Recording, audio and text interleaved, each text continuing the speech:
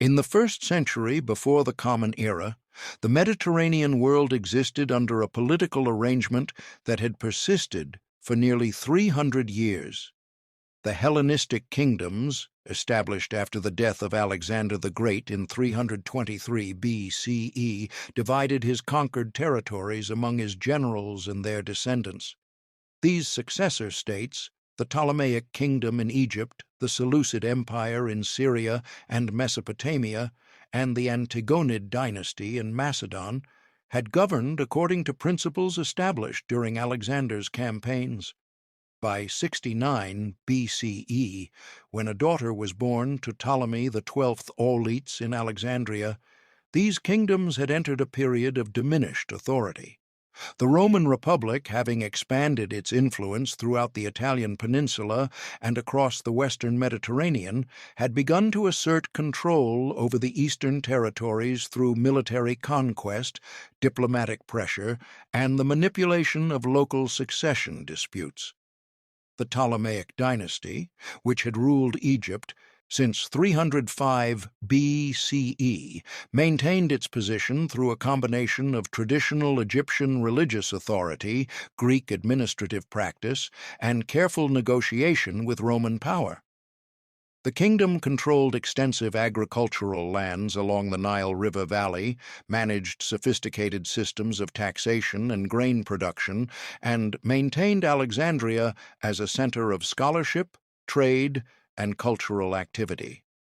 The rulers of this dynasty practiced sibling marriage as a matter of dynastic policy, uniting royal bloodlines according to ancient Egyptian custom, while presenting themselves as both Macedonian inheritors of Alexander's legacy and legitimate pharaohs in the traditions of the two lands.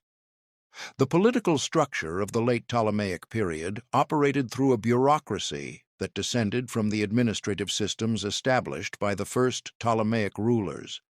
Greek remained the language of government and scholarship, while Egyptian continued as the language of the native population and religious institutions.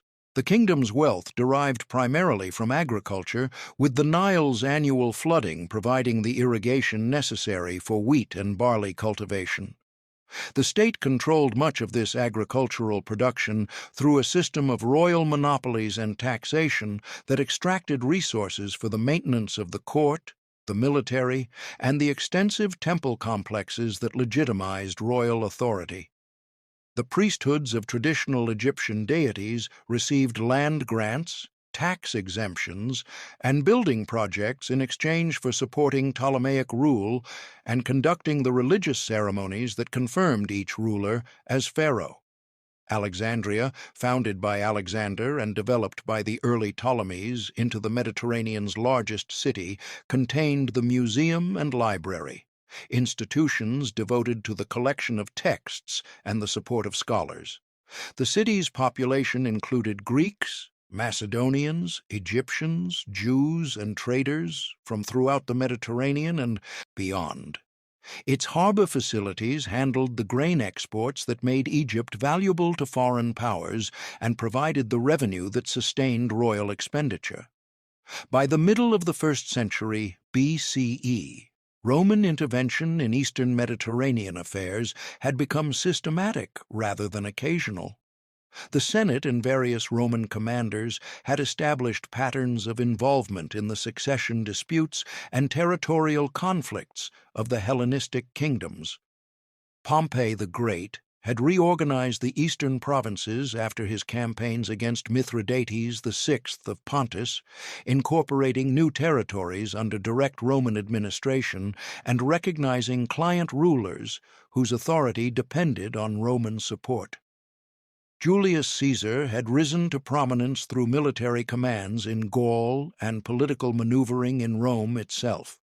Marcus Antonius, known as Mark Antony, had served under Caesar and established himself as a capable military commander.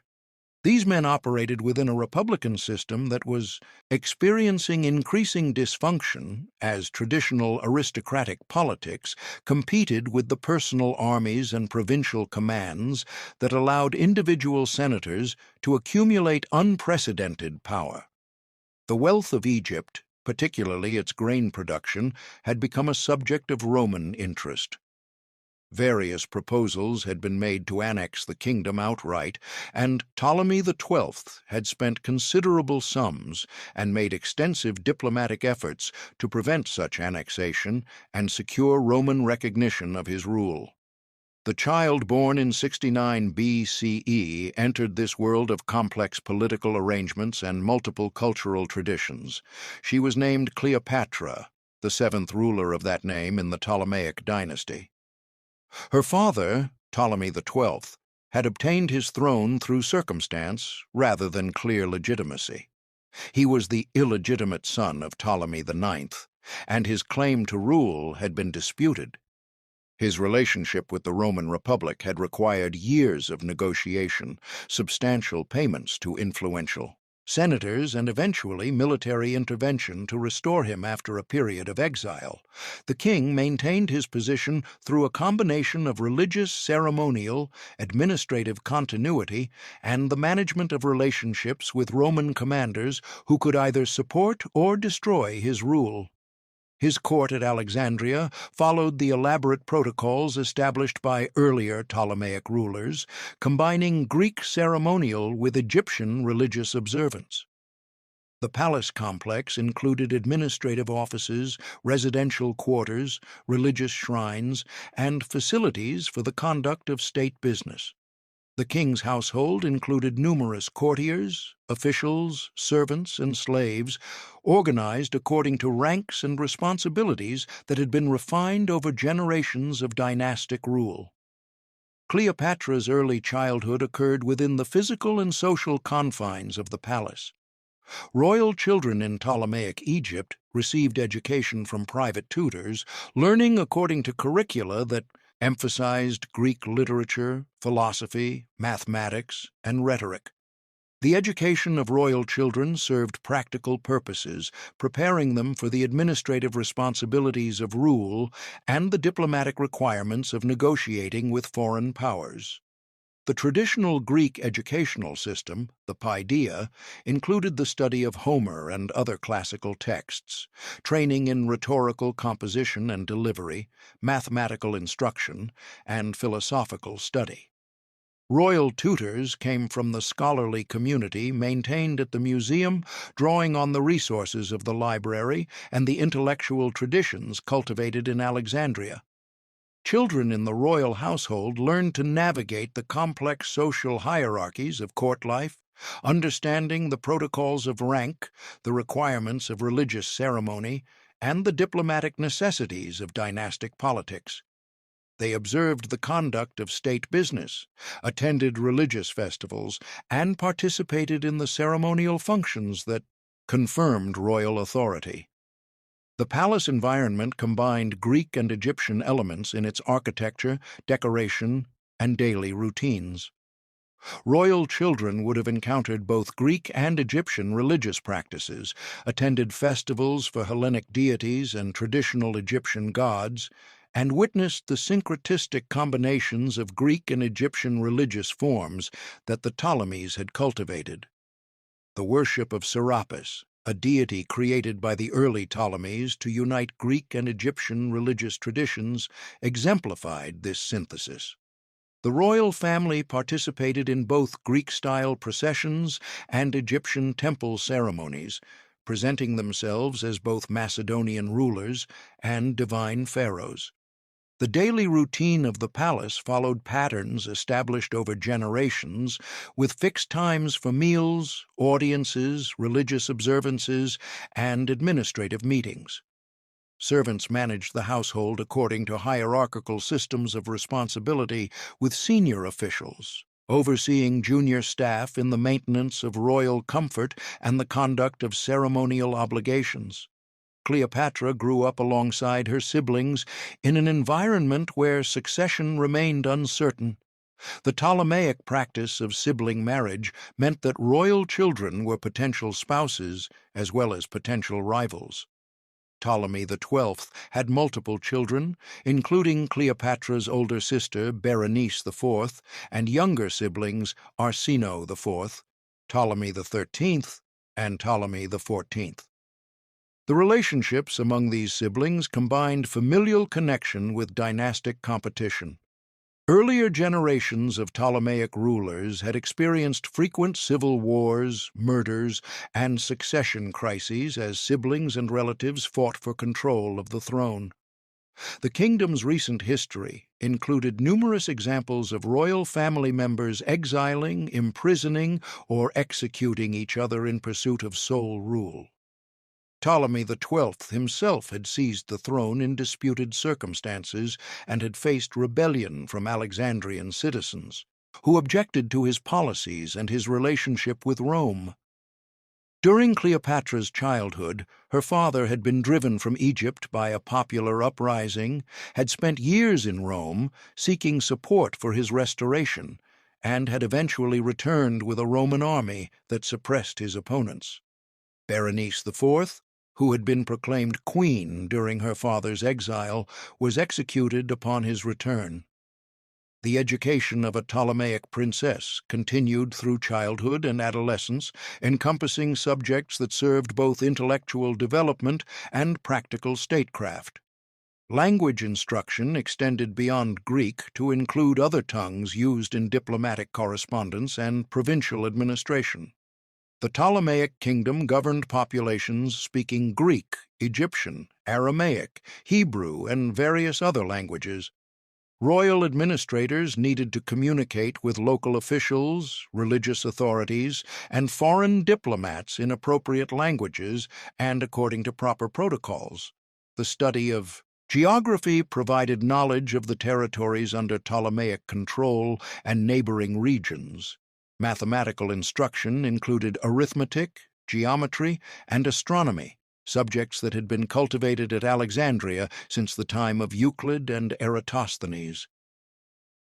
Philosophical education introduced royal students to the major schools of Greek thought, including Stoicism, Epicureanism, and the academic and peripatetic traditions descended from Plato and Aristotle.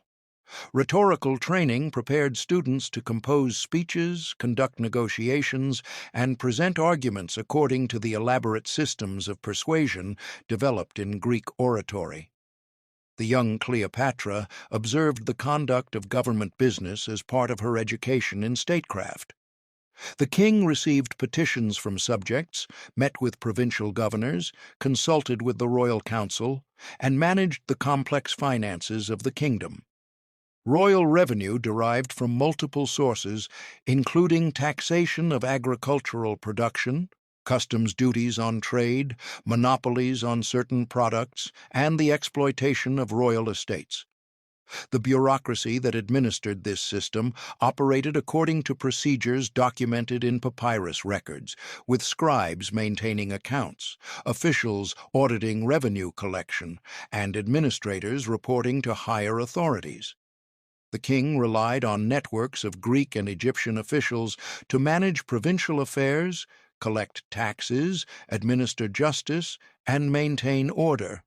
The military forces of the kingdom included professional soldiers, many of them Greeks or Macedonians who had settled in Egypt and received land grants in exchange for military service. Naval forces protected the kingdom's coastal territories and commercial shipping. The palace guard provided security for the royal family and served as a reserve force for internal security. The young princess would have participated in court ceremonies and royal processions from an early age. Ptolemaic court ritual combined Greek and Egyptian elements, creating elaborate displays of royal power and divine authority. The king appeared in both Greek and Egyptian regalia, depending on the context and audience. Greek ceremonial emphasized the ruler's connection to Alexander the Great and the heroic traditions of Macedonian kingship. Egyptian ceremonial presented the ruler as pharaoh, wearing the traditional crowns, carrying the symbols of authority, and performing the religious duties that had been conducted by Egyptian kings for millennia.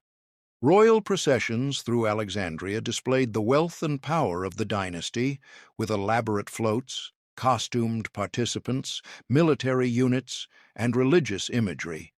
These public spectacles served to demonstrate royal magnificence, confirm the social order, and provide occasions for popular participation in dynastic celebration.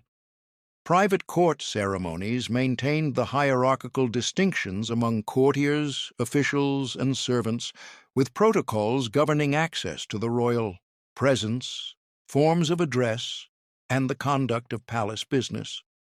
During these formative years, Cleopatra acquired knowledge of languages that would later prove essential to her political career. While all educated members of the Ptolemaic court spoke Greek and received Greek literary education, the princess applied herself to the study of Egyptian and other languages used in the kingdom and its neighbors. The ability to speak directly with Egyptian subjects, without requiring interpreters, distinguished her from her predecessors. Earlier, Ptolemaic rulers had governed Egypt without learning the native language, conducting all official business in Greek and relying on bilingual officials to communicate with Egyptian populations. The young princess studied the complex writing systems of Egyptian, both the hieroglyphic script used in temple inscriptions and religious texts, and the demotic script employed in legal documents and administrative records. She learned to read the ancient religious texts that confirmed her legitimacy as pharaoh and to understand the theological concepts that underpinned Egyptian kingship. This linguistic education extended to Aramaic, the administrative language of the former Persian Empire and still used in diplomatic correspondence with Eastern territories. She studied Hebrew, useful for relations with the significant Jewish community in Alexandria and elsewhere in Egypt. Other languages, including Arabic, Syriac, and possibly others, formed part of a comprehensive linguistic education that prepared her for diplomatic negotiations and provincial administration. The curriculum included mathematical subjects that had been refined by scholars working at the museum over generations. Geometry, as developed by Euclid in Alexandria 3 centuries earlier, provided training in logical reasoning and spatial relationships. Astronomical knowledge, built on observations and calculations conducted at the museum, informed understanding of celestial cycles, calendar calculations, and navigation. Arithmetic instruction covered both practical calculation methods necessary for administrative work and theoretical number theory explored by mathematicians. The study of mechanics and engineering principles, advanced by scholars like Archimedes and Hero of Alexandria, demonstrated applications of mathematical knowledge to practical problems. Musical theory, understood as a mathematical discipline concerned with the ratios and proportions that produced harmonious sounds, formed part of the traditional Greek educational curriculum. Rhetorical education provided intensive training in the composition and delivery of speeches, arguments, and persuasive communications. Students learned to analyze arguments, identify logical fallacies, construct convincing cases, and present ideas effectively. The study of rhetoric involved memorizing model speeches from classical orators like Demosthenes and Isocrates, practicing various styles of composition, and delivering speeches on assigned topics. Training included exercises in arguing both sides of controversial questions, developing facility with language and argumentation that would serve diplomatic purposes. The art of rhetoric encompassed understanding of audience psychology, effective arrangement of material, appropriate style for different occasions, and techniques of delivery including voice modulation, gesture, and physical presence. For a royal student, these skills translated directly into the requirements of conducting negotiations, issuing public pronouncements, and managing the ceremonial occasions that required formal speech. The palace library, though smaller than the Great Library of Alexandria, contained copies of important texts that supported educational purposes. Manuscripts of Homer's epics, considered foundational to Greek literary culture, received intensive study. Tragic dramas by Sophocles, Euripides, and Aeschylus provided examples of elevated poetry and exploration of human circumstances. Historical works by Herodotus, Thucydides, and Xenophon offered accounts of past events and analysis of political situations. Philosophical texts, medical treatises, mathematical works, and geographical descriptions filled the shelves available to royal students and their tutors. The production and maintenance of these manuscripts required considerable effort, with scribes copying texts, correcting errors, and comparing different versions to establish accurate readings. The scholarly traditions maintained at the museum contributed to this textual work, with philologists studying language, grammarians analyzing structure, and editors preparing definitive versions of important works. Daily routines in the palace combined educational activities with participation in court life and ceremonial functions. Mornings typically involved formal lessons with tutors, proceeding through various subjects according to established curricula. Afternoons might include physical exercise, following Greek traditions of athletic training as part of complete education. Swimming, riding, and other physical activities provided both recreation and practical skills. The palace grounds included gardens, courtyards, and exercise areas where such activities could occur. Evening meals brought the royal family together for dining according to elaborate protocols, with specific seating arrangements, prescribed food presentations, and conversation governed by court etiquette. The consumption of food followed both practical needs and symbolic purposes, with certain dishes reserved for royal consumption and particular foods associated with religious or cultural significance. The administrative structure through which the kingdom functioned required constant attention from officials at all levels. The royal bureaucracy employed thousands of scribes, accountants, surveyors, tax collectors, and administrators who managed the complex affairs of government. Written records documented virtually every aspect of administration, from land surveys and tax assessments to grain storage and resource allocation. These documents, written in Greek by the bureaucracy and often in Demotic Egyptian by local officials, accumulated in archives where they could be consulted for reference and audit purposes. The papyrus on which these records were written came from plants cultivated in the Nile Delta, processed according to traditional methods, and supplied to government offices throughout the kingdom. The preservation of many of these documents in Egypt's dry climate has provided modern scholars with extraordinary detail about Ptolemaic administrative practice, economic organization, and daily life. Local administration operated through a hierarchy of officials who reported up through provincial governors to the central government in Alexandria. The countryside was divided into administrative districts called nomes, ancient divisions that had structured Egyptian governance for millennia. Each nome had officials responsible for tax collection, irrigation management, dispute resolution, and maintenance of order. Villages within nomes had headmen who dealt with local issues and served as intermediaries between villagers and higher authorities. The bureaucracy maintained detailed records of land ownership, crop production, tax obligations, and population. These records allowed the government to assess taxes accurately, project revenue, and manage agricultural resources effectively. The system required literacy in Greek for official communications, though many local officials also knew Egyptian languages and could interact with the farming population in their native tongue. The economic foundation of Ptolemaic power rested on control of agricultural production and management of commercial activity. The Nile's annual flooding deposited nutrient-rich silt on farmland, allowing intensive cultivation of wheat, barley, and other crops.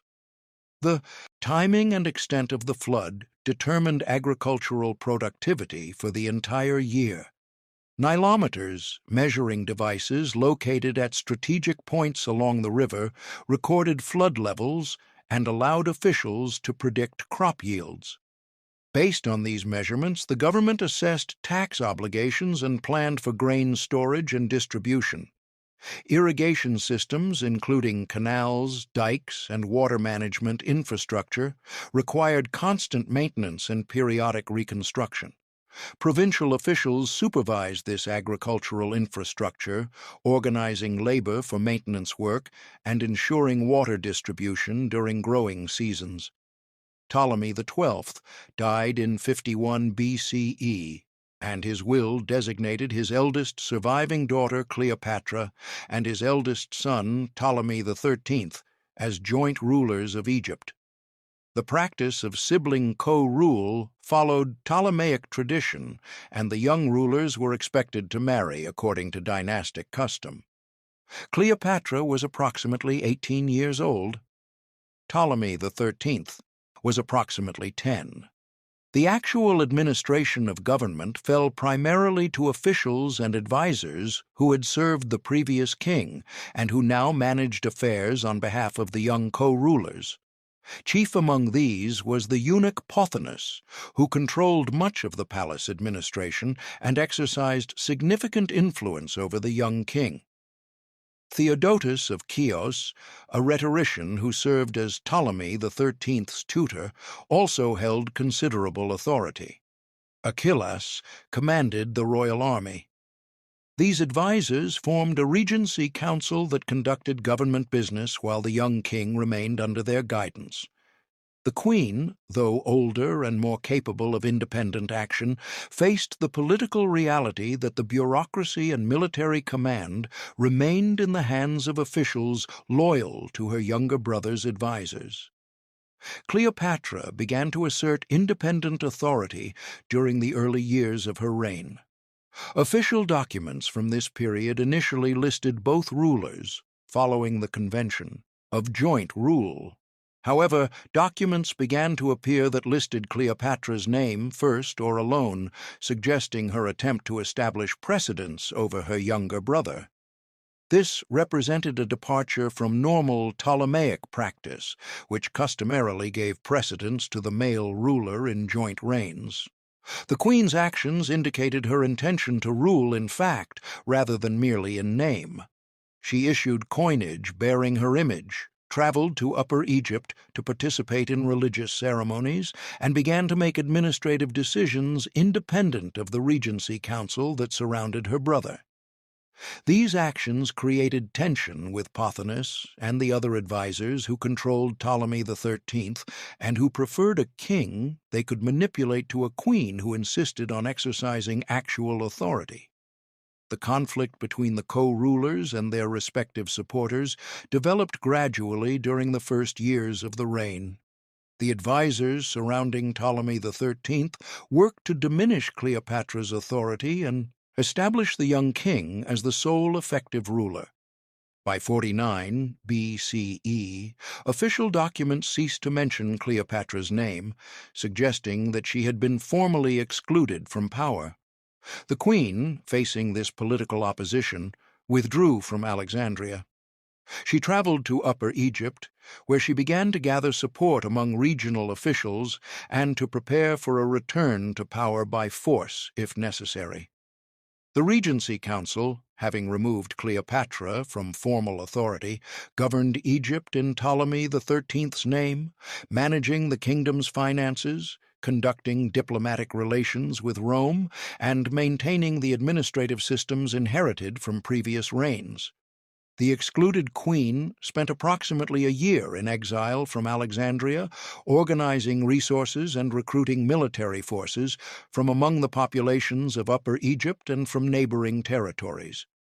By 48 BCE, the conflict between the co-rulers had escalated to the point of military confrontation. Cleopatra had raised an army, drawing on Egyptian provincial forces, Nabatean allies, and mercenaries. She advanced toward the eastern frontier of Egypt, preparing to contest her brother's control of the kingdom by military means. The Regency Council, controlling the royal army under Achilles' command, moved forces to meet this threat. The kingdom stood on the brink of civil war, with the co-rulers and their respective armies preparing for battle near Pelusium, the fortress city that guarded Egypt's eastern approaches. At this moment of internal crisis, external events intervened to transform the situation entirely. The Roman civil war between Pompey the Great and Julius Caesar, which had convulsed the Roman world for 2 years, reached Egyptian territory when Pompey, defeated at the Battle of Pharsalus in Greece, fled to Egypt seeking sanctuary and support. Julius Caesar arrived in Alexandria a few days after Pompey's assassination, pursuing his defeated enemy and seeking to ensure that Egypt would not serve as a base for continued resistance. Caesar came with a relatively small military force, approximately 4,000 soldiers, insufficient for large-scale military operations but adequate for protecting his person and enforcing his will in diplomatic negotiations. The Regency Council presented Caesar with Pompey's head and ring, expecting that this demonstration of loyalty would secure Caesar's support for Ptolemy the XIII's sole rule and the permanent exclusion of Cleopatra. Caesar's reaction to this presentation did not match the council's expectations. Rather than expressing gratitude for the elimination of his rival, Caesar demonstrated displeasure at the murder of a Roman consul and former ally. He took up residence in the royal palace, asserted his authority to arbitrate the dispute between the Ptolemaic co-rulers, and demanded that both Cleopatra and Ptolemy the XIII present themselves to accept his judgment. The situation in Alexandria had become complex and potentially dangerous for all parties. Caesar occupied the palace with his small force, surrounded by a city whose population far outnumbered his soldiers and whose loyalty to the Ptolemaic dynasty did not extend to accepting Roman dictation of their ruler. Ptolemy the XIII and his advisors controlled the royal army, which substantially outnumbered Caesar's troops. Cleopatra remained in exile with her army, separated from Alexandria by the royal forces. The resolution of this impasse required negotiation, military maneuvering, and careful political calculation.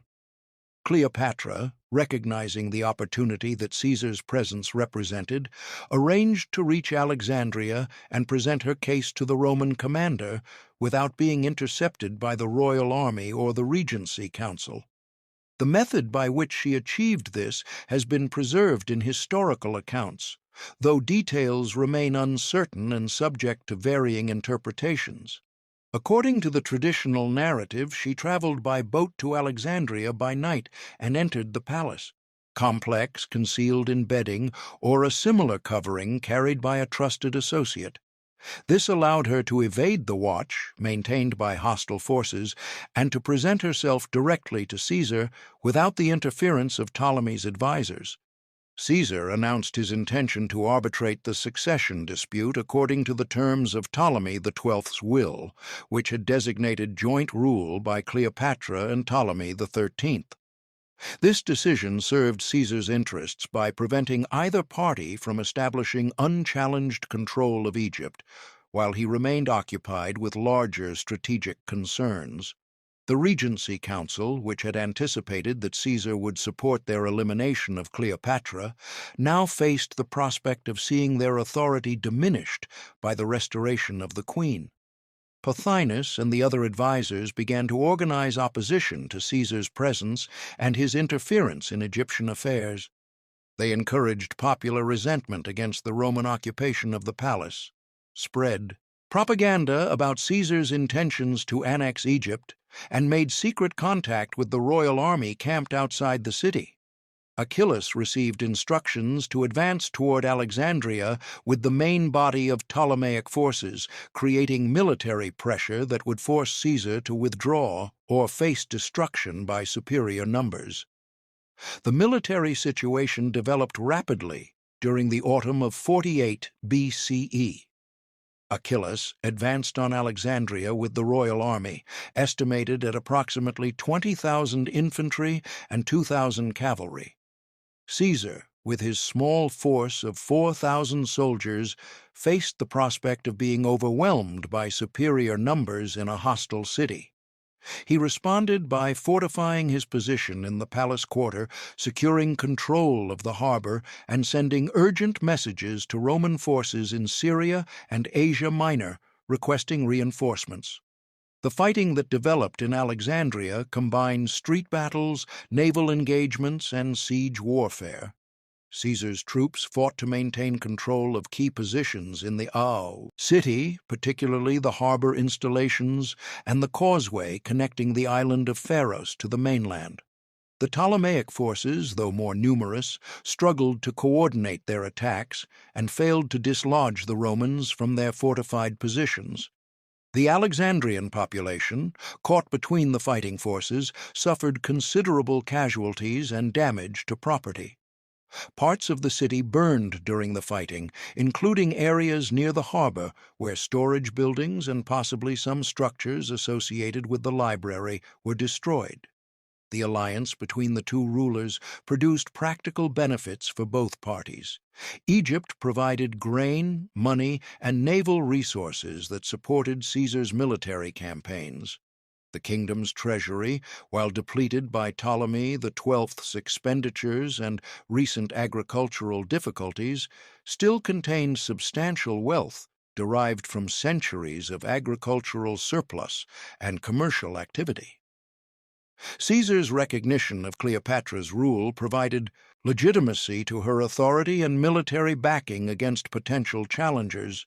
The presence of Roman legions in Egypt deterred both external invasion and internal rebellion.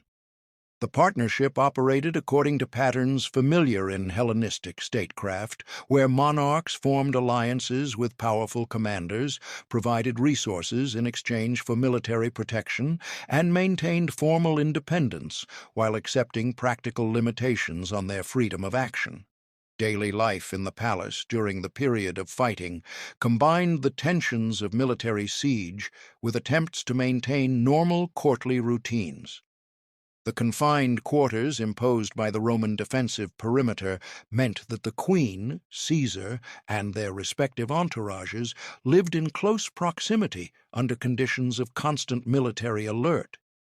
Meals continued according to palace protocols, though with reduced access to the variety of foods normally available. Court ceremonial adapted to wartime circumstances, maintaining essential religious observances and formal audiences while dispensing with elaborate entertainments.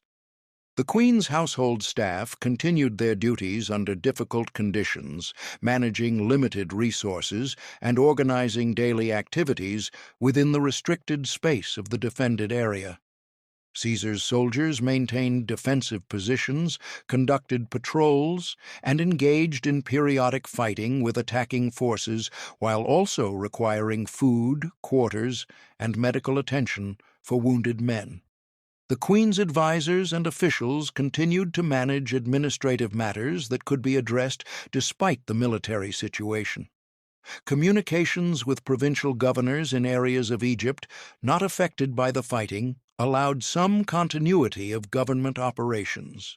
Tax collection proceeded in regions where the administrative system continued to function. Temple priesthoods in Upper Egypt and other areas distant from Alexandria carried on their religious duties and maintained their institutions. The bureaucracy in Alexandria dealt with routine administrative matters when possible, though the disruption of normal communications and the focus on military survival limited what could be accomplished. Documents were drafted, sealed with royal authority, and sent to provincial officials when messengers could travel safely. Financial accounts were maintained, recording expenditures for military purposes and tracking the costs of the conflict. The resolution of the military conflict, through the arrival of reinforcements and the defeat of the royal army, occurred after months of sustained fighting had exhausted both sides and damaged significant portions of Alexandria. The city's recovery from this destruction required time and resources. Buildings that had burned or been demolished during the fighting needed reconstruction. Harbor facilities required repair to restore commercial shipping. The disrupted population needed reassurance that order had been restored and that normal urban life could resume. The Queen's government organized reconstruction efforts, employing workers to clear rubble, repair buildings, and restore infrastructure. The costs of this reconstruction added to the financial burdens already facing the kingdom. The human toll of the fighting, including deaths among soldiers, civilians caught in combat zones, and people who died from disease and food shortages during the prolonged siege, affected families throughout the city and created social disruptions that persisted after military operations ceased. The new political arrangement that followed the defeat of Ptolemy, the 13th's forces placed Egypt firmly under Roman influence while preserving the formal structures of Ptolemaic monarchy. Cleopatra ruled as queen, issued orders in her own name, and maintained the ceremonial and administrative practices of Egyptian kingship. However, the presence of Roman legions and the understanding that Roman military power would determine any future succession dispute meant that Egyptian independence had become largely theoretical. The kingdom retained control over its internal administration, tax collection, religious institutions, and daily governance, but foreign policy and major strategic decisions required Roman approval or at least acquiescence. This arrangement resembled the situations of other Eastern kingdoms that maintained formal independence while functioning as Roman client states, providing resources and cooperation in exchange for protection and diplomatic support. The Queen established patterns of rule that would characterize her reign for the next 16 years. She participated actively in administrative decision-making rather than delegating authority entirely to officials. She received petitions from subjects seeking royal intervention in disputes or requesting relief from tax obligations. She appointed officials to positions throughout the bureaucracy, choosing capable administrators who could manage the complex systems of revenue collection, agricultural oversight, and judicial administration. She maintained close relationships with the major temple priesthoods, providing grants of land and resources while receiving their support for her legitimacy as pharaoh. She managed the kingdom's finances, balancing expenditures for military forces, administrative costs, court expenses, and building projects against revenue from taxation, monopolies, and commercial activities.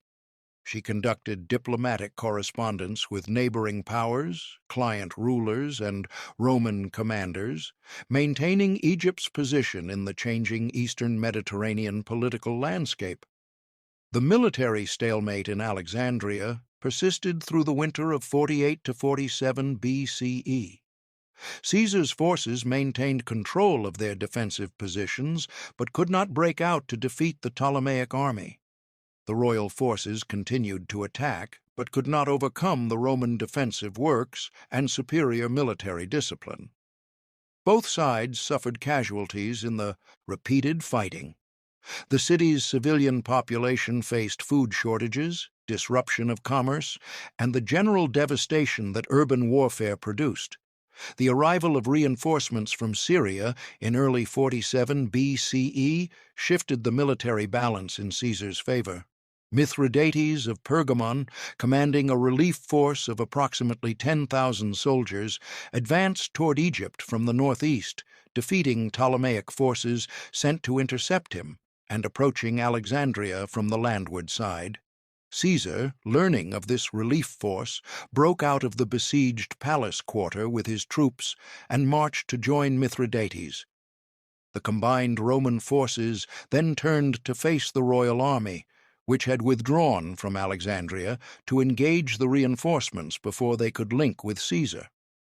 With the death of Ptolemy XIII and the destruction of the opposing army, Cleopatra's position as ruler of Egypt became secure.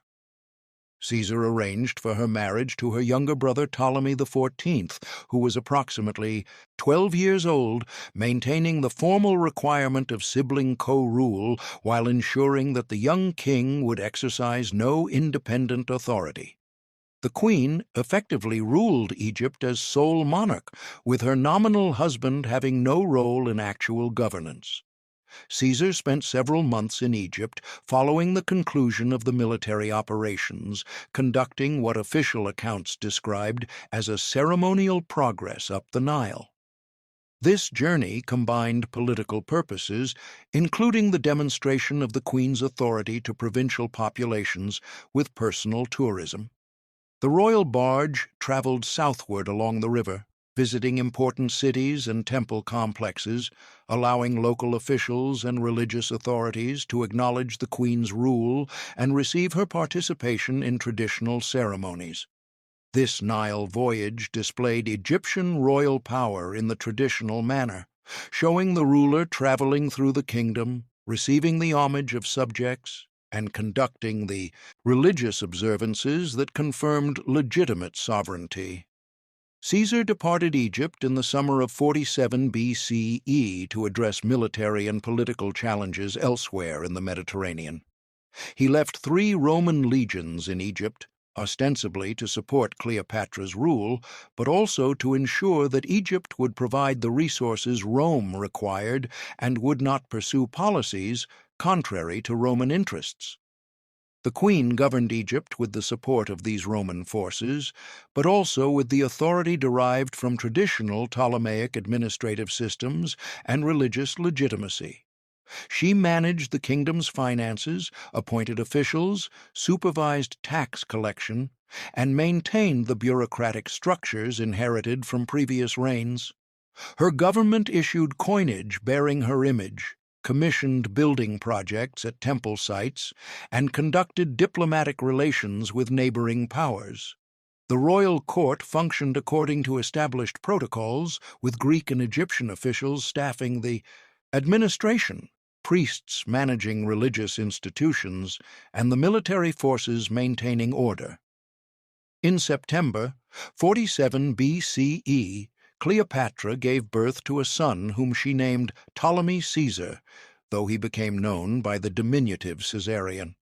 The child's paternity was attributed to Julius Caesar, establishing a dynastic connection between the Ptolemaic and Roman ruling families. This birth created political implications for both Egypt and Rome. For Egypt, the child represented a potential heir who combined Ptolemaic royal blood with claimed descent from Rome's most powerful man. For Rome, where Caesar had no legitimate son by his Roman wife Calpurnia, the existence of a son by a foreign queen raised questions about succession and the relationship between Roman power and Hellenistic monarchy. The queen's presentation of this child as Caesar's son asserted both her own importance to Caesar and Egypt's significance in the broader Mediterranean political system. The infant received the formal titles and ceremonial recognition appropriate to a prince of the Ptolemaic royal house, though his age prevented him from exercising any actual role in governance. The relationship between Egypt and Rome during this period operated through the personal connection between Cleopatra and Caesar rather than through formal treaty arrangements. Caesar's position in Rome had evolved from military commander pursuing civil war victory to dictator exercising unprecedented personal authority. He had defeated remaining Pompeian forces in North Africa and Spain, eliminated his rivals, and established himself as the effective ruler of the Roman state, while maintaining the outward forms of republican government. The Senate continued to meet and magistrates were elected, but Caesar's control of military forces and his accumulation of offices and honors meant that actual power resided with him personally. His relationship with Egypt served his interests by ensuring access to Egyptian grain and wealth, while avoiding the political complications that would result from direct annexation. The existence of a client queen who ruled with Roman support provided the benefits of control without the formal responsibilities of provincial administration. In 46 BCE, Cleopatra traveled to Rome at Caesar's invitation. She resided in a villa across the Tiber River that Caesar owned, establishing a residence from which she could participate in Roman social and political life without entering the city itself in a formal capacity. The queen's presence in Rome served diplomatic purposes, maintaining the personal relationship with Caesar that secured Egypt's favorable treatment, while also allowing her to observe Roman politics and develop connections with significant figures in the Senate and among Caesar's supporters. She remained in Rome through 46 and into 45 BCE, maintaining a household staffed by Egyptian attendants and servants, receiving visitors from the Roman aristocracy, and participating in the social exchanges that constituted informal Roman politics. Caesar placed a golden statue of the queen in the temple of Venus Genetrix, the goddess he claimed as an ancestress, creating a public acknowledgement of their relationship and of Egypt's significance that some Romans found inappropriate. The statue's placement in a religious context associated Cleopatra with divine imagery and elevated her status beyond that of an ordinary foreign monarch visiting Rome. Among the Romans who visited Cleopatra's establishment, Cicero, the distinguished orator and statesman, left written comments expressing his dislike for the queen and her household. His letters to friends complained about her arrogant manner and the pretensions of her staff. These negative reactions reflected both personal temperament and political calculation, as Cicero remained wary of Caesar's growing power and suspicious of foreign influences on Roman politics. Other Romans, particularly those closely aligned with Caesar, cultivated more positive relationships with the queen and her representatives. These connections served practical purposes, as Egypt's wealth made the kingdom an important source of loans, gifts, and potential commercial opportunities for Romans seeking to profit from Eastern connections. The Egyptian delegation in Rome included not only the queen's personal household, but also representatives conducting diplomatic business and scholars engaging with Roman intellectual culture. Egyptian priests may have accompanied the queen or visited Rome separately, bringing knowledge of Egyptian religion that fascinated some Roman intellectuals, even as it repelled others who viewed Egyptian animal worship and elaborate funerary customs as barbaric. Greek scholars from Alexandria, representing the literary and philosophical traditions cultivated at the museum, interacted with Roman literary figures and contributed to intellectual discussions. These cultural exchanges allowed Romans to access Egyptian and Hellenistic learning while demonstrating to Egyptians the cultural accomplishments and political power of Rome. Caesar's activities during 46 and 45 BCE included military campaigns against remaining Pompeian forces in Spain, extensive legislative and administrative reforms in Rome, and preparations for a planned Parthian expedition.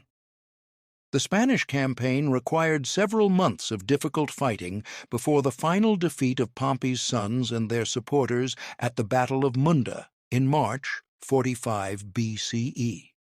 Upon returning to Rome, Caesar implemented reforms affecting the calendar, grain distribution, debt relief, land settlement for veterans, and various administrative procedures.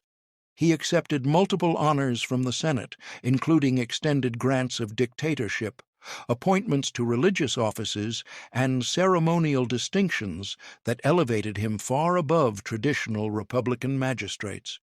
His accumulation of power and honor alarmed those Romans who valued traditional republican institutions and feared monarchy. The possibility that Caesar might designate Caesarion as his heir, potentially creating a dynasty that combined Roman power with Hellenistic royal forms, contributed to concerns among senators who feared monarchical rule. Roman political tradition strongly rejected kingship, viewing monarchy as tyrannical and incompatible with republican liberty. The very word rex, or king, carried negative connotations in Roman political discourse, associated with the tyrannical rulers expelled from Rome in the distant past. Caesar's honors and powers, while ostensibly granted by the Senate and justified as emergency measures necessary for managing the state during crisis, increasingly resembled monarchical authority. His relationship with Cleopatra, a woman who ruled as queen and claimed divine descent according to Hellenistic royal ideology, heightened fears that he intended to transform Rome's republican system into a monarchy on Eastern models. The existence of a son who combined Roman and Ptolemaic royal blood suggested dynastic succession rather than the republican principle that the highest offices should be filled by election and limited to defined terms. The conspiracy against Caesar developed during late 45 and early 44 BCE among senators who combined various motives for opposing his continued dominance. Some conspirators were former Pompeians, whom Caesar had pardoned, but who remained hostile to his rule. Others were men who had supported Caesar during the Civil War, but had become alarmed by his accumulation of power and his apparent movement toward monarchy. Still others were motivated by personal grievances, ambition, or the desire for glory as tyrannicides. The conspiracy's leaders, Marcus Brutus and Gaius Cassius Longinus, came from prominent families and held significant positions in the Senate. They recruited approximately 60 senators to participate in the assassination, organizing the attack to occur during a Senate meeting, where Caesar would be without his usual bodyguards, and where the conspirators could strike collectively to avoid individual identification as the killer. The immediate aftermath of the assassination involved confused negotiations among the conspirators, Caesar's supporters, and various senators attempting to mediate between the factions. Mark Antony, as consul and Caesar's closest associate, initially seemed willing to reach an accommodation with the conspirators that would preserve both their lives and the honors and appointments Caesar had made. The Senate met in the Temple of Tellus to avoid the scene of the assassination and voted both to honor the conspirators for defending liberty and to confirm Caesar's acts and appointments to prevent administrative chaos. This compromise satisfied no one and soon broke down as Caesar's supporters mobilized popular anger against the assassins and the conspirators fled Rome for safety. Caesar's funeral, held several days after his death, occasioned popular demonstrations against the conspirators and in support of Caesar's memory. Mark Antony delivered a funeral oration that, according to ancient accounts, inflamed the crowd's emotions through skillful rhetoric and theatrical display of Caesar's blood-stained toga. The crowd cremated Caesar's body in the Forum and attempted to attack the houses of leading conspirators. The reading of Caesar's will, which left gardens to the public and distributed money to citizens, further enhanced popular sympathy for the dead leader and hostility toward his killers. The will also revealed that Caesar had adopted his great-nephew Octavian as his son and principal heir, creating a legitimate successor who could claim Caesar's name, wealth, and political heritage.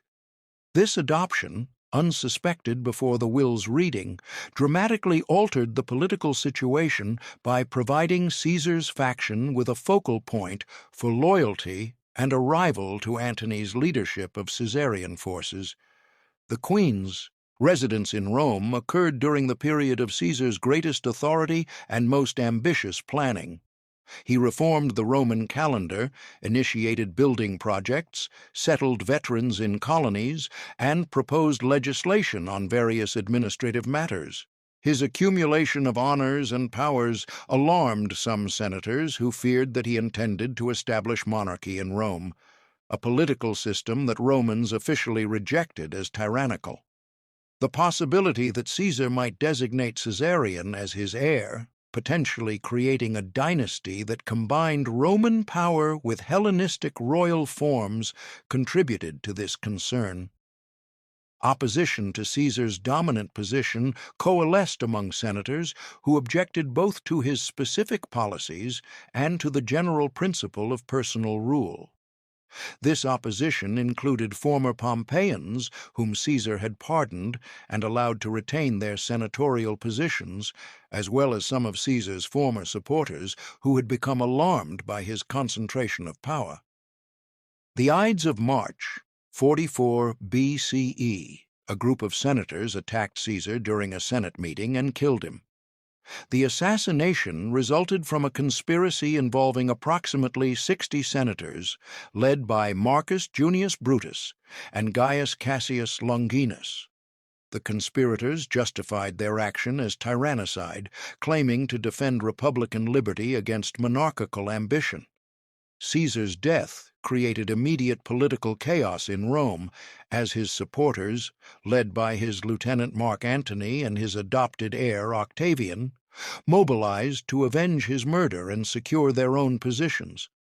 The Senate attempted to negotiate a settlement that would preserve both the lives of the conspirators and the interests of Caesar's faction. The city of Rome experienced popular unrest, with crowds mourning Caesar and threatening violence against his murderers. The political situation remained unstable and violent, with multiple factions maneuvering for advantage and preparing for possible civil war. Cleopatra departed Rome following Caesar's assassination, returning to Egypt with her entourage and her young son. The journey across the Mediterranean occurred while Roman politics descended into renewed conflict, with Caesar's supporters preparing to confront the conspirators and various provincial commanders positioning themselves for the struggles ahead. The queen reached Alexandria to find Egypt itself experiencing difficulties. The Nile flooding had again been insufficient for several years, producing agricultural shortages and food insecurity. Popular discontent in Alexandria had increased due to these hardships.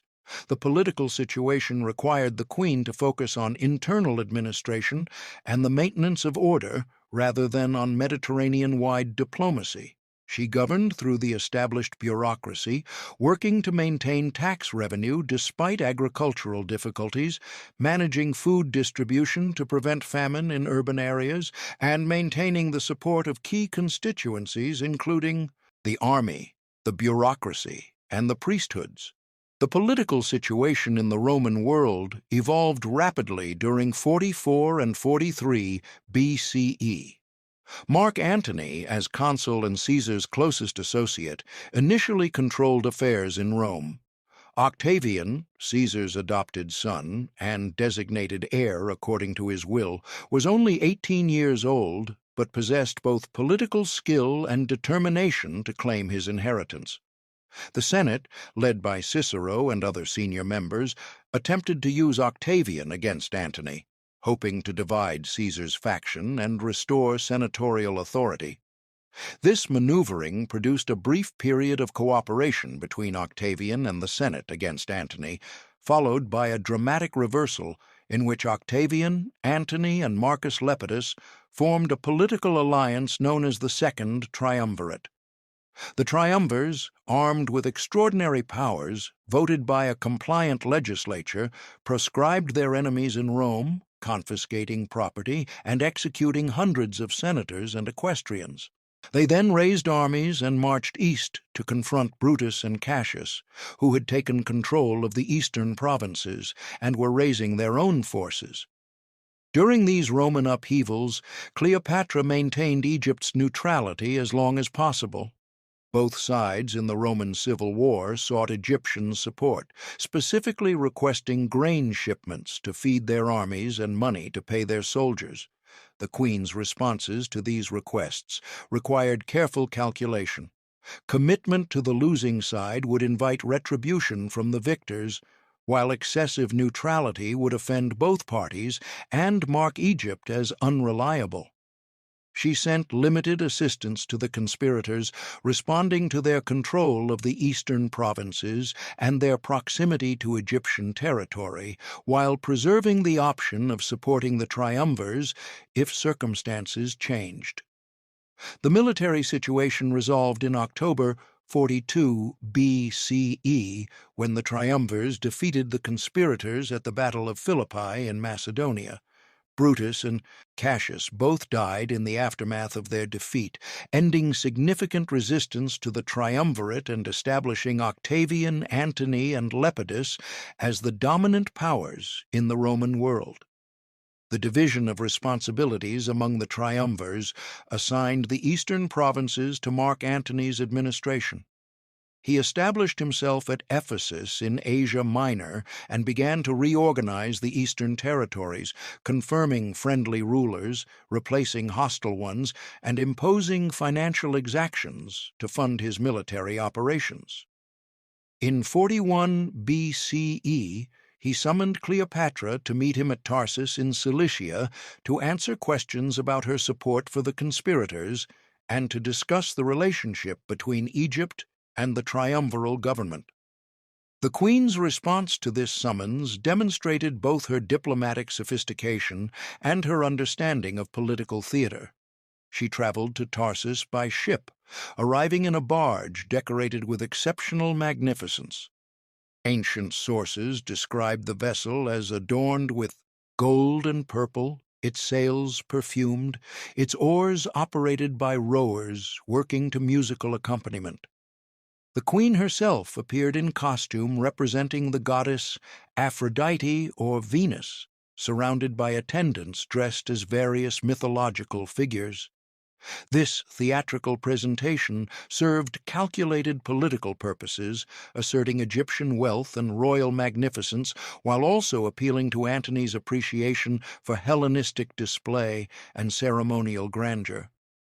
The immediate practical results of the Tarsus meeting included Antony's agreement to execute Arsinoe, Cleopatra's sister, who had been living in exile at the Temple of Artemis in Ephesus and represented a potential alternative claimant to the Egyptian throne.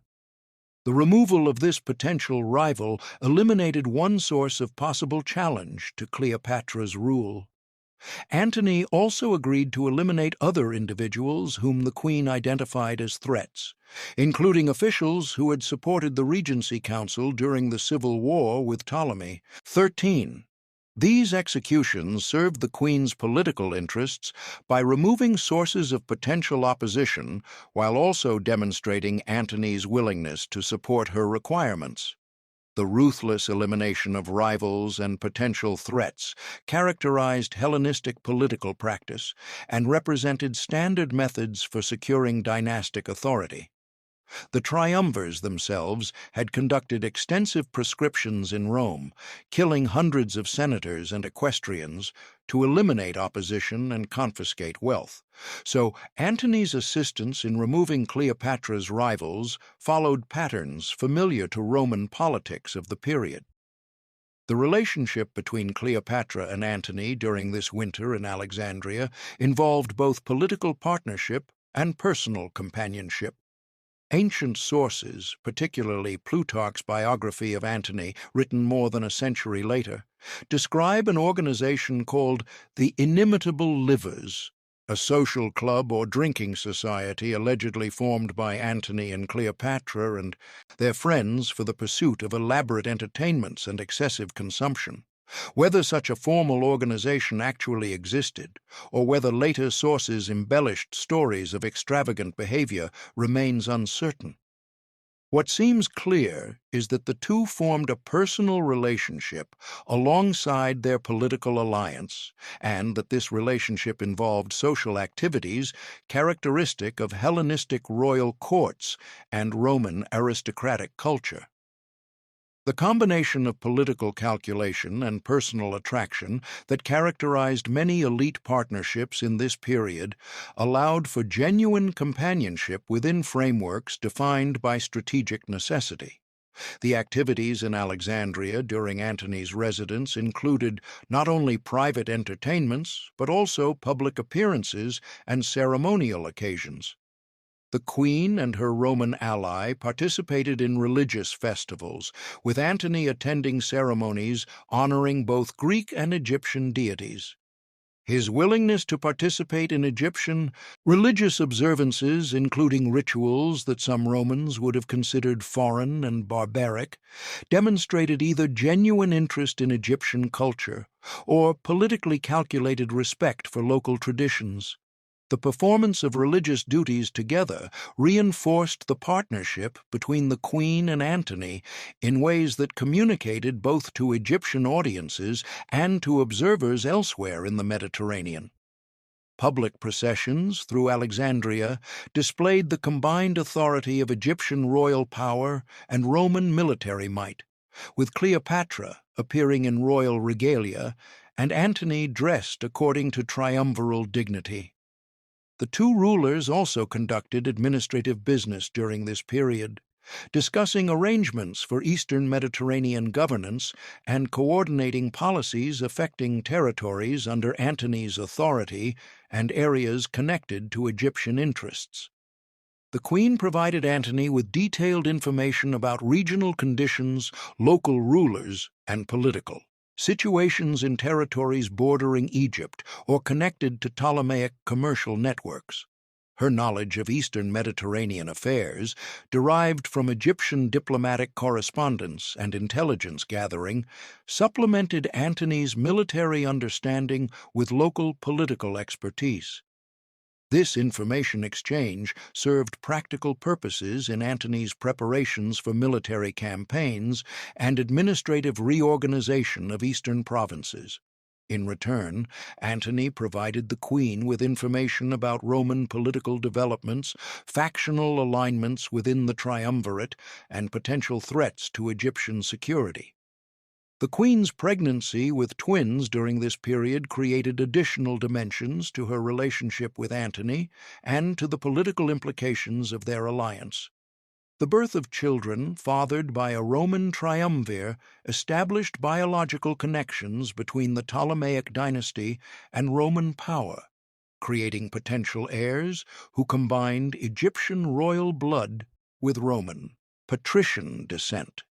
From Cleopatra's perspective, these children strengthened her dynasty's position and provided additional successors beyond Caesarion. From Antony's perspective, the existence of children born outside his Roman marriage created family ties that linked him to Egypt, but also potentially complicated his standing with Roman opinion, which valued legitimate marriage and viewed children born outside proper matrimony as less entitled to inheritance and status. The political usefulness of these children would become apparent in later years as Antony's relationship with Cleopatra developed into a more formal and public partnership. The military situation that drew Antony away from Egypt in spring 40 BCE involved Parthian invasion of Roman territories, an attack that threatened Roman authority in the east and required immediate military response. The Parthian Empire, centered in modern-day Iran and Iraq, represented Rome's most significant rival for dominance in the Eastern, Mediterranean, and Near East. The Parthians had humiliated Roman forces in 53 BCE by destroying an army under Crassus at the Battle of Carrhae, killing Crassus and capturing Roman military standards. The civil wars that had consumed Roman energies for the past 15 years had prevented any sustained effort to avenge this defeat or to reassert Roman authority against Parthian power. The Parthians, recognizing Roman weakness during the triumviral period, invaded Syria and Anatolia, occupying significant territories and establishing control over areas that Rome claimed. This invasion required Antony to leave Egypt and organize military resistance, assembling forces and coordinating with subordinate commanders to drive the Parthians back across the Euphrates River. Antony accepted Cleopatra's invitation to visit Alexandria, arriving in the Egyptian capital in early 41 BCE. He remained in Egypt through the winter of 41 to 40 BCE, residing in the palace and participating in the elaborate social life that the queen organized. The court at Alexandria combined Greek and Egyptian ceremonial with the festivities that characterized Hellenistic royal entertainment. Banquets featured elaborate food presentations, musical performances, and the display of royal wealth. The Queen and Antony participated in social activities that demonstrated their partnership and allowed Antony to enjoy the luxuries available in one of the Mediterranean's wealthiest cities. The precise nature of their personal relationship during this period remains attested primarily in sources that may reflect later political propaganda, but both ancient and modern accounts agree that a personal connection developed alongside their political alliance. From a practical standpoint, the alliance served Antony's need for Egyptian financial resources to support his eastern military operations and Cleopatra's need for Roman military backing to secure her rule against potential challengers. Cleopatra gave birth to twins in 40 BCE, a son and daughter whom she named Alexander Helios and Cleopatra Selene. The children's names invoked both the Macedonian conqueror who had founded the Hellenistic kingdoms and the celestial symbolism of sun and moon. Their birth established Cleopatra's family connection to Antony and created additional heirs to the Ptolemaic throne beyond the young Caesarion. The queen raised her children in the palace, providing them with the education and ceremonial roles appropriate to royal princes and princesses. They represented the continuation of the Ptolemaic dynasty and the possibility of future political alliances through dynastic marriage. The queen continued to govern Egypt through the established administrative systems, managing the kingdom's finances, supervising agricultural production, maintaining relations with the priesthoods, and conducting the diplomatic correspondence necessary to maintain Egypt's position in the changing eastern Mediterranean political landscape. Antony spent the years 40 to 37 BCE in the western Mediterranean and Greece, managing his relationship with Octavian, conducting military operations against remaining enemies of the triumvirate, and maintaining his position in Roman politics. His marriage to Octavia produced two daughters and seemed to confirm the alliance between Antony and Octavian. However, the personal relationship between the two triumvirs remained characterized by mutual suspicion and competing ambitions. Lepidus, the third triumvir, had been reduced to minor significance, controlling only Africa while Antony dominated the east and Octavian consolidated his position in Italy and the west. The triumvirate's formal powers were extended in 37 BCE for an additional 5 years, maintaining the legal framework for their authority while postponing any formal resolution of their competing positions. The relationship between Cleopatra and Antony during this period functioned as a political and military partnership. Egypt provided financial resources, supplies, and ships for Antony's campaigns. Antony provided Roman military protection and the territorial grants that expanded Egyptian influence. The two conducted their affairs as allied rulers, with Cleopatra participating in planning for military operations and Antony consulting her on matters affecting eastern territories. This partnership operated outside the formal structures of Roman provincial administration, creating what amounted to a personal domain in the East, where Antony exercised authority independently of the Senate and in coordination with the Egyptian queen. The arrangement troubled some observers in Rome, who viewed it as inappropriate for a Roman commander to share authority with a foreign monarch and to grant Roman territories to a non-Roman ruler. Antony's Parthian campaign in 36 BCE attempted to avenge earlier Roman defeats and establish Roman authority over territories that Parthia had occupied. He assembled a substantial army including Roman legions, allied contingents, and forces provided by client kings. The campaign invaded Parthian territory through Armenia, advancing toward the Parthian heartland in Mesopotamia. The operation encountered serious difficulties from the beginning. Parthian forces avoided direct battle while harassing the Roman army with mounted archers. The invasion force suffered from inadequate supplies, difficult terrain, and the challenges of coordinating a large army in hostile territory. Antony attempted to besiege the Parthian city of Phrata, but found his siege train destroyed by enemy attacks, and his army unable to maintain the siege without adequate supplies. He ordered a retreat through Armenia, conducting a fighting withdrawal that cost thousands of casualties to Parthian harassment and winter weather. The campaign ended in failure, with heavy losses and no territorial gains. Cleopatra met Antony in Syria following his retreat from Parthia, providing supplies, money, and ships to support his remaining forces. The failed campaign had diminished Antony's military prestige and weakened his political position. The casualties suffered required time to rebuild military strength before any new operations could be attempted. Antony spent 35 and 34 BCE reorganizing Eastern affairs, managing client states, and preparing for renewed operations against Parthia. Cleopatra continued to provide financial support and administrative assistance, with Egypt serving as the logistical base for Antony's eastern activities. In 34 BCE, Antony conducted a successful campaign in Armenia, deposing the Armenian king who had failed to provide adequate support during the Parthian expedition, and incorporating Armenia as a client kingdom under Roman authority.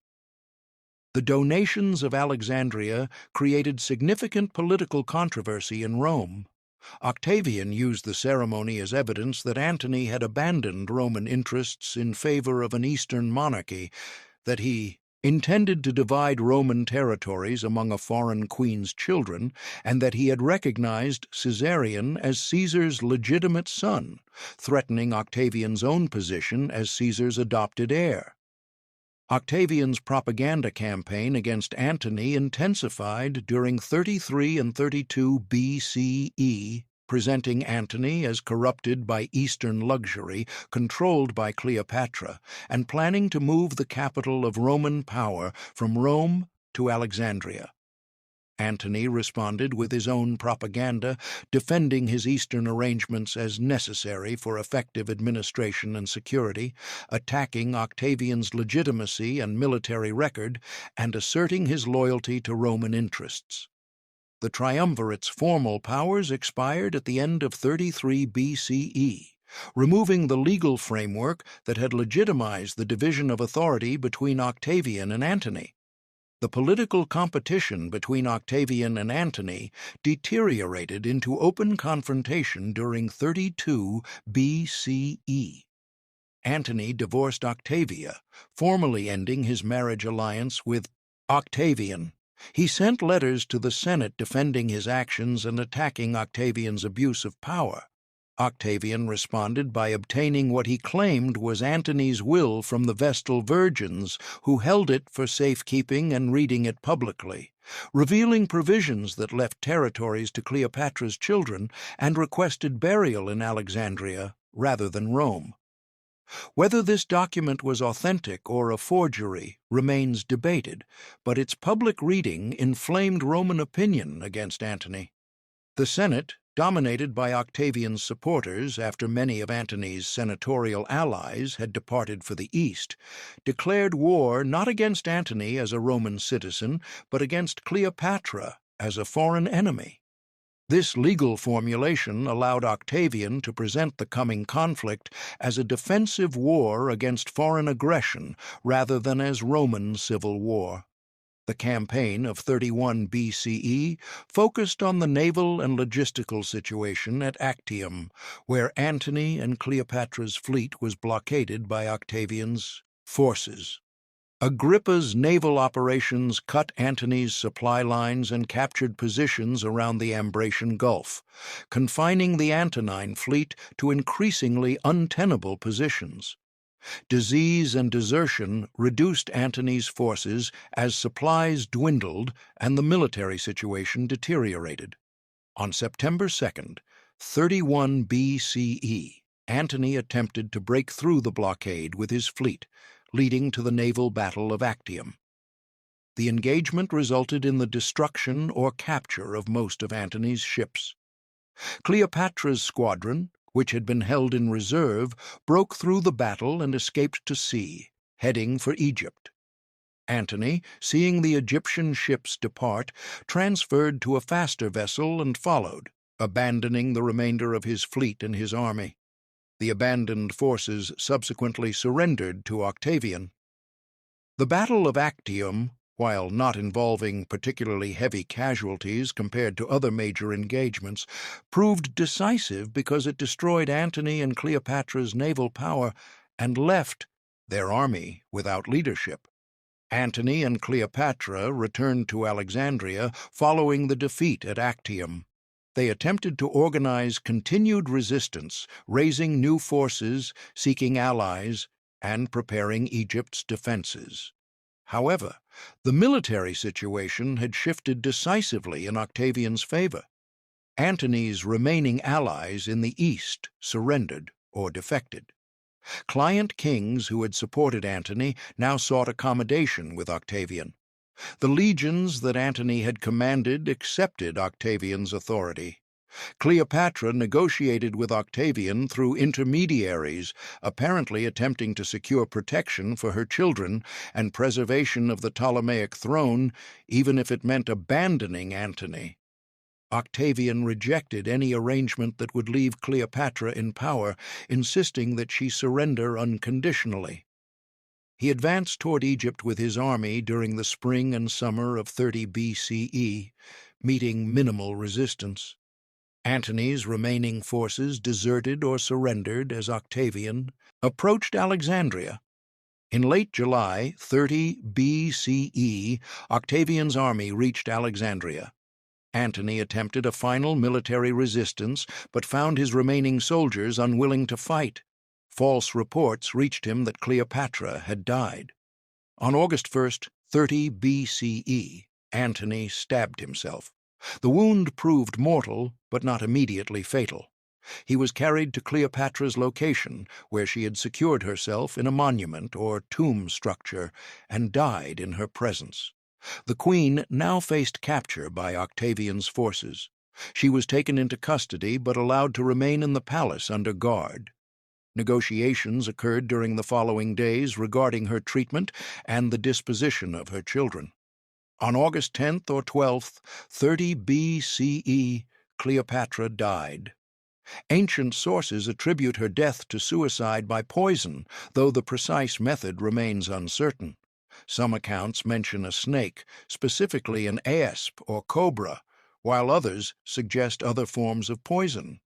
The circumstances suggest that she chose death rather than face the prospect of being displayed in Octavian's triumph in Rome, a public humiliation that would have concluded with her execution. The subsequent centuries saw Cleopatra's reputation transformed through literary and historical accounts written from perspectives favorable to Octavian, who became the Emperor Augustus.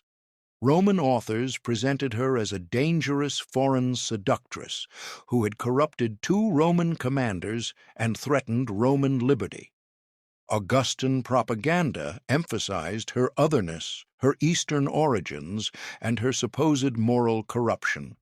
Greek authors, writing within the Roman Empire, often adopted these characterizations while sometimes acknowledging her capabilities. Later centuries saw continued reinterpretation of her life and significance, with medieval, Renaissance, and early modern authors producing varying portraits influenced by their own cultural contexts. The historical Cleopatra, documented in papyrus records of administrative decisions, coin images showing her physical appearance and the fragmentary historical accounts of her political career conducted her life according to the requirements of Hellenistic statecraft, dynastic politics, and the necessities of managing a kingdom under Roman hegemony. The archaeological and documentary evidence provides details of the systems she administered and the context in which she operated. Papyrus documents record tax assessments, administrative appointments, and bureaucratic procedures during her reign. Temple inscriptions show her participation in traditional Egyptian religious ceremonies and her presentation of offerings to the gods. Coin issues from her reign display her image and titles, asserting her royal authority through the numismatic propaganda common to Hellenistic rulers. The physical remains of Ptolemaic Alexandria, though much reduced by subsequent building and coastal changes, preserve traces of the urban environment in which she governed. The institutional structures of Ptolemaic administration, continued under Roman rule, demonstrate the effective functioning of the governmental systems she inherited and managed. The evaluation of her political career involves assessment of the choices available to a Hellenistic monarch facing Roman dominance in the Mediterranean world. The Ptolemaic kingdom's independence had become increasingly theoretical long before her reign, with Roman influence and occasional direct intervention characterizing Egypt's relationship with the dominant Mediterranean power.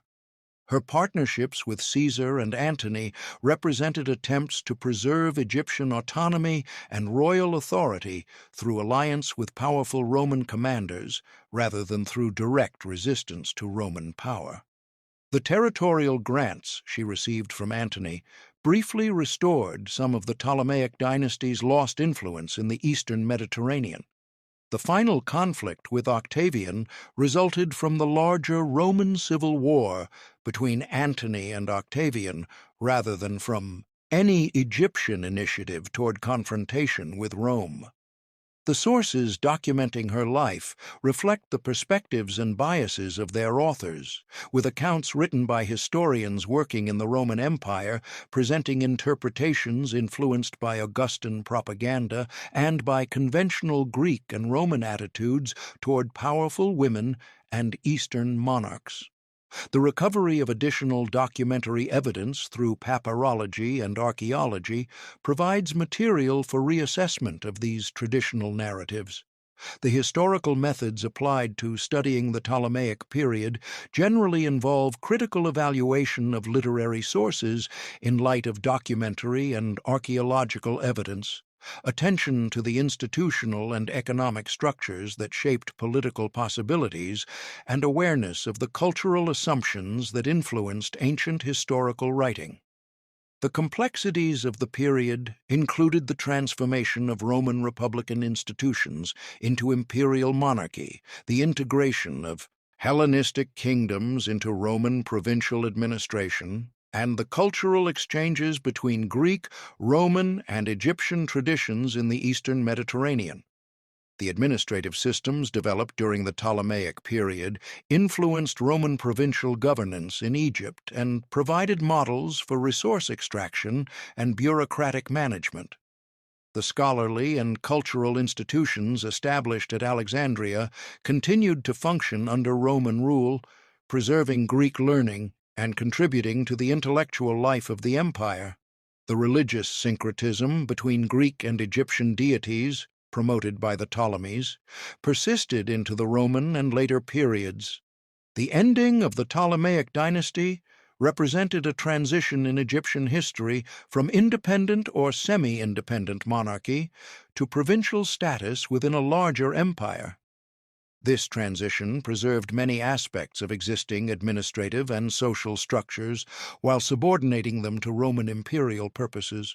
The grain production that had sustained Ptolemaic power now fed Rome directly. The bureaucratic expertise that had administered the kingdom now served the Roman prefect. The cultural institutions that had made Alexandria a center of Hellenistic civilization continued their activities under new political arrangements. The patterns established during these years of transition shaped Egyptian life for centuries of Roman and later Byzantine rule, until the Islamic conquest in the 7th century initiated another transformation of Egyptian society and governance.